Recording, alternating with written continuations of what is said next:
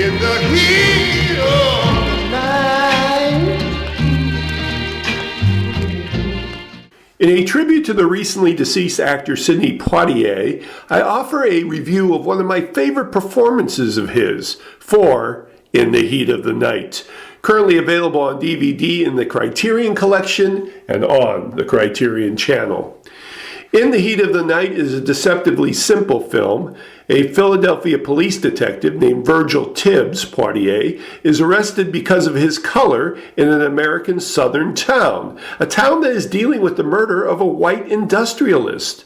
When Tibbs identifies himself to Police Chief Gillespie, Rod Steiger, the two team up to solve the murder. It's Tibbs' boss in Philadelphia that suggests it.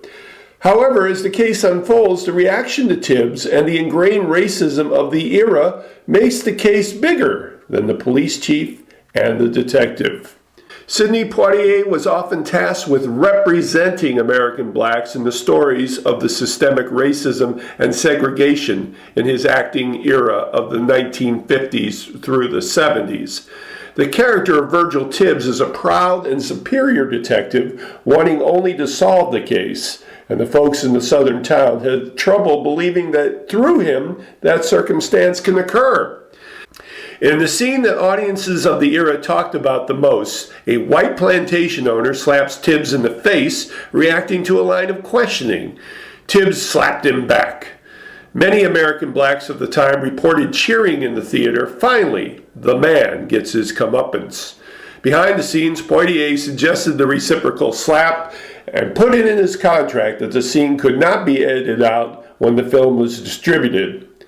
He knew its impact.